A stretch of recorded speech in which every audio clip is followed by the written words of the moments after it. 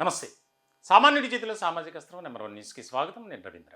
ఆంధ్రప్రదేశ్లో కూటమి ప్రభుత్వం అనుసరిస్తున్నటువంటి విధానాలు కొన్ని వర్గాలకు సంతృప్తికరంగానే, ఆనందంగానే, సంతోషంగానే ఉన్న దాదాపుగా చాలామంది. కానీ కొంతమంది మాత్రం ఏదైతే కూటమి ప్రభుత్వం తీసుకునేటువంటి నిర్ణయాలు కానీ, అవలంబించేటువంటి విధానం కానీ నచ్చట్ల. ప్రధానంగా వారిలో ఉద్యోగ ఉపాధ్యాయ వర్గాలు, అలాగే పెన్షనర్లు, దీనికి సంబంధించి అవుట్సోర్సింగ్ కాంట్రాక్ట్ ఎంప్లాయీస్. వీరి పరిస్థితి ఎలా ఉంటే, స్కీమ్ వర్కర్లు రాష్ట్రంలో దాదాపుగా ఆయా పథకాల్లో దాన్ని అమలు చేసేందుకు, సరైనటువంటి రీతిలో ప్రజలకు చేరేందుకు పనిచేస్తున్నటువంటి అంగన్వాడీలు కానీ, ఆశా వర్కర్లు కానీ, ఇట్లా చాలామంది వా స్కీమ్స్లో పనిచేస్తున్నటువంటి మహిళలు ఎక్కువగా ఉన్నారు దాదాపుగా. వారికి కూటమి నేతలు ఎన్నికలకు ముందు ఇచ్చినటువంటి హామీలు ఏవైతే ఉన్నాయో వాటిని అమలు చేయట్లేదు. ఈ ప్రభుత్వం తమ ఆలోచన విధానాన్ని మార్చుకోవాలి. మాకు ఇచ్చినటువంటి మాటను నిలబెట్టుకోవాలి. కనీస వేతనం 26,000 ఇస్తామని ఆ రోజు ఎన్నికలకు ముందు చెప్పారు. మరి ఆ హామీ ఏమైంది? అలాగే కారుణ్య నియామకాలు, ప్రమాదవశాత్తు విధి నిర్వహణలో చనిపోతే వారి కుటుంబానికి ఏ విధంగా మీరు ఆదుకుంటారు? ఇవన్నీ కూడా ప్రభుత్వం నుంచి సహాయం పొందేటువంటి కార్యక్రమాలు ఏవీ చేయట్లేదు. మేము మిమ్మల్ని నమ్మి అధికారంలోకి తీసుకువచ్చాం అని దాదాపుగా లక్షల మంది రోడ్డెక్కారు. మరి వారి పరిస్థితి ఏంటి?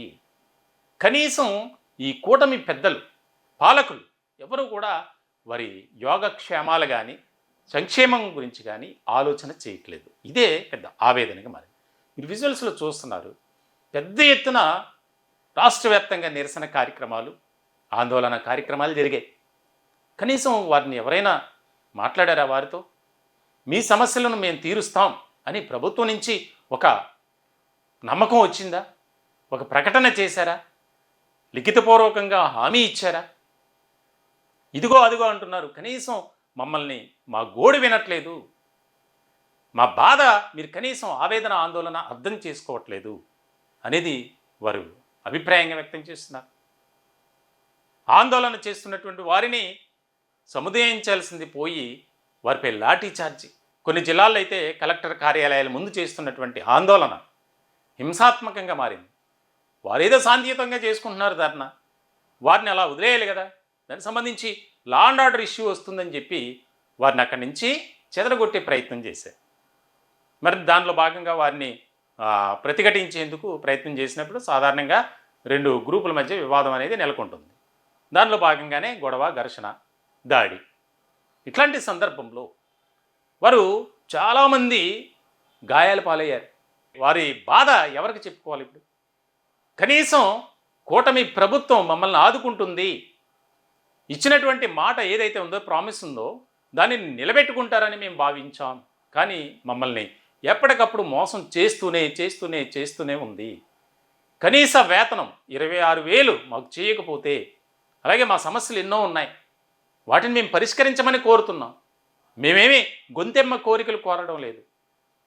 మాకు న్యాయపరంగా మీరిచ్చినటువంటి హామీలే, ఎన్నికల మేనిఫెస్టోలో మీరు పొందుపరిచినటువంటి అంశాలే, అదిగో ఇది చేస్తాం అని చెప్పి మరి ఏమైపోయినాయి? మీ మాటలు ఏమైపోయినాయి? మీ వాగ్దానాలు ఏమైపోయినాయి? ఇదే రకమైనటువంటి విధానం కొనసాగితే మేము మాత్రం తీవ్రమైనటువంటి పరిణామాలు ఉంటాయి, తాడో పేడో తేల్చుకోవడానికైనా సిద్ధంగా ఉంటాం అని హెచ్చరిస్తున్నారు.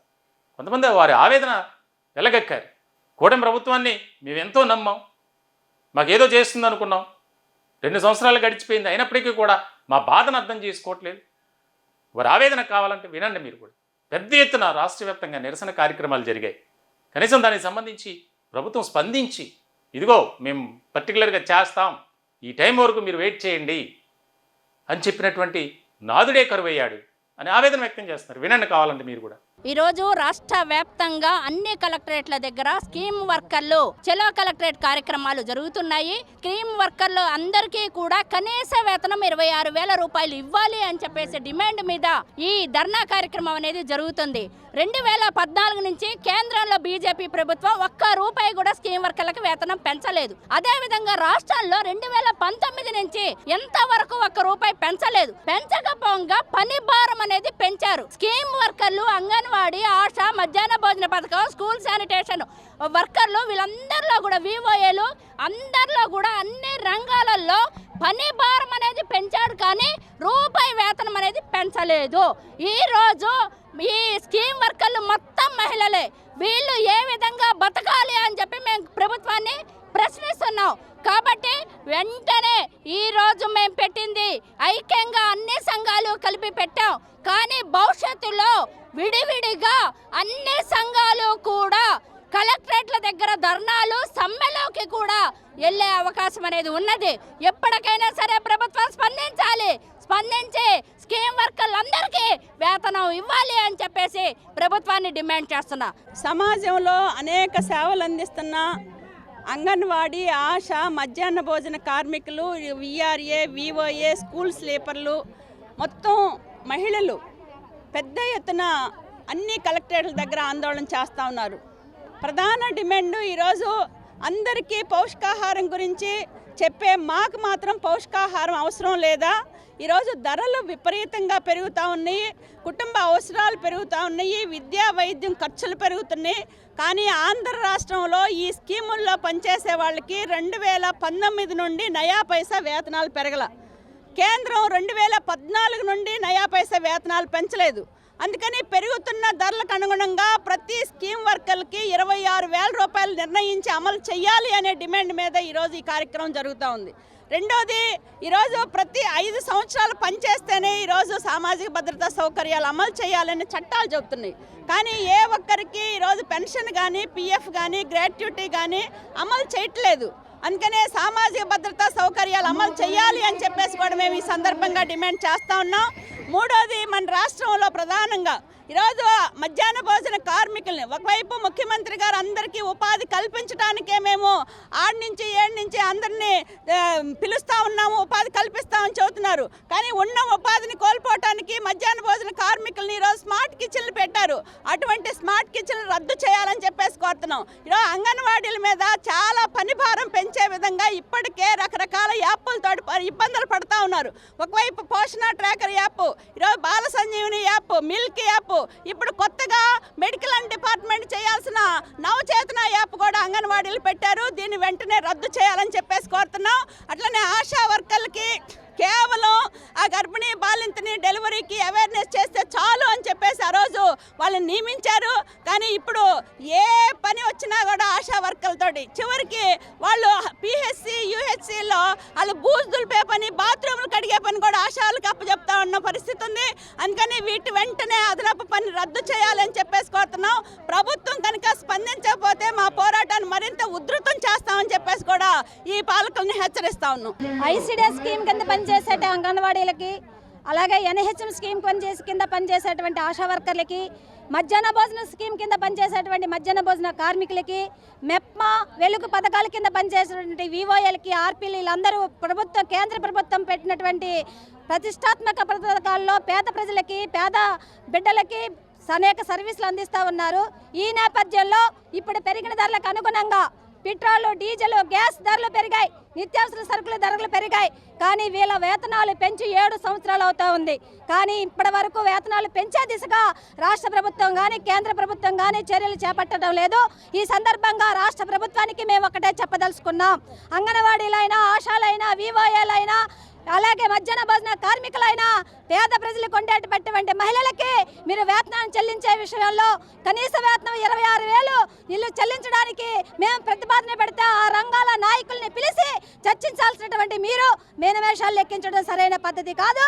ఈ నేపథ్యంలోనే మీకు కనీస వేతనం 26,000 ఇవ్వాలని, ఉద్యోగ భద్రత కల్పించాలని, పిఎఫ్, ఈఎస్ఐ, గ్రాట్యుటీ, పెన్షన్, వయో పరిమితి సౌకర్యాలు కల్పించాలనే డిమాండ్తో రాష్ట్ర వ్యాప్తంగా స్కీమ్ వర్కర్లు కదం తొక్కారు. ఇప్పటికైనా సామరస్యంగా పరిష్కారం చేస్తే సరాసరి, లేకపోతే సిఐటి ఆధ్వర్యంలో మా పోరాటాన్ని తీవ్రతరం చేస్తామని రాష్ట్ర ప్రభుత్వానికి, కేంద్ర ప్రభుత్వానికి హెచ్చరిక చేయదలుచుకున్నాం. అదండి పరిస్థితి. మరి కూటమి ప్రభుత్వం ఈ రాష్ట్రంలో మంచి సుపరిపాలన అందించడానికి సిద్ధంగా ఉంది, ఇచ్చినటువంటి మాటను నిలబెట్టుకుంటుంది. కానీ కొన్ని వర్గాలకు మాత్రం అన్యాయం చేస్తుంది. వారి బాధను, ఆవేదనను, గోడును ఎవరూ కూడా కనీసం పట్టించుకునేటువంటి నాదుడే కరువయ్యాడు. దీనికి సంబంధించి ఇదే రకమైనటువంటి విధానం ఉంటే మేము చావైనా చస్తాం, కానీ మా హక్కులను మీరిచ్చినటువంటి హామీలు నిలబెట్టేంత వరకు, నెరవేర్చేంత వరకు మా ఫైట్ అనేది కొనసాగుతుంది అనేది మరి కూటమి ప్రభుత్వం కూడా ఆలోచన చేయాలి. ఇప్పటికే ఉద్యోగ, ఉపాధ్యాయ వర్గాలు తీవ్రమైనటువంటి నిరాశ, నిస్పృహతో ఉన్నాయి. మరి వారి బాధలను అర్థం చేసుకోవాలి. వారు పడుతున్నటువంటి ఆ యొక్క ఏదైతే వేదన ఉందో దాన్ని కూడా అర్థం చేసుకోవాలి. ఇప్పుడు తాజాగా రోడ్డెక్కినటువంటి మహిళలు, కదం తొక్కారు స్కీమ్ వర్కర్లు, ఏ స్థాయిలో చేశారో మీరు విజువల్ చూస్తున్నారు. రోడ్డెక్కి ప్లకార్డ్స్తో నైట్ డ్యూటీలు వద్దు, మాకు సరైనటువంటి సమాన పనికి సమాన వేతనం కల్పించండి, అలాగే కారుణ్య నియామకాలు అనేది మాకు కూడా ఇవ్వండి, దీనికి సంబంధించి ఎన్నో మీరిచ్చినటువంటి హామీలనే, మీరిచ్చినటువంటి ప్రామిసెస్ ఏవైతే ఉన్నాయో వాటినే మేము అడుగుతున్నాం చేయమని. మేము ఎక్కడా కూడా సాధ్యపడనిటువంటివి అడగట్లేదు, గొంతెమ్మ కోరికలు కోరడం లేదు. కాబట్టి ఇప్పటికైనా స్పందించండి, లేదంటే మాత్రం తీవ్రమైనటువంటి పరిణామాలు ఉంటాయి. కూటమి ప్రభుత్వంతో తాడో పేడో తేల్చుకోవడానికైనా మేము సిద్ధంగా ఉంటాం, మా ప్రాణాలనైనా అర్పిస్తాం. మా హక్కులను మేము కాపాడుకునే పరిస్థితి, మా సమస్యలను పరిష్కరించుకునేంత వరకు మేము సంఘటితంగా, ఐక్యంగా ఫైట్ చేస్తూనే ఉంటామని తెలియజేస్తున్నారు. ఈ సందర్భంగా కూటమి ప్రభుత్వానికి మేము కూడా సామాన్యుడి చేతిలో సామాజిక అస్త్రం #1 న్యూస్ తరపున కూడా రిక్వెస్ట్ చేస్తున్నాం. వారి సమస్యలను పరిష్కరించండి. వారి చిన్న చిన్న జీవితాలు, చిన్న చిన్న జీతాలు, వారిని ఆదుకోవడానికి ముందుకు రండి. వారు ఎంతో సేవ చేస్తున్నారు స్వచ్ఛందంగా. మరి వారిని పరిగణలోకి తీసుకొని వారు కోరుతున్నట్లు మీరిచ్చినటువంటి హామీలు, వాగ్దానాలు ఏవైతే ఉన్నాయో వాటి ప్రకారం వారికి న్యాయం చేయాలని మేము కూడా రిక్వెస్ట్ చేస్తున్నాం. ఈ టాపిక్పై మీ విలువైనటువంటి అభిప్రాయాలు కామెంట్ రూపంలో తెలియజేయండి. దయచేసి మా ఛానల్ని సబ్స్క్రైబ్ చేసుకోండి. Thank you.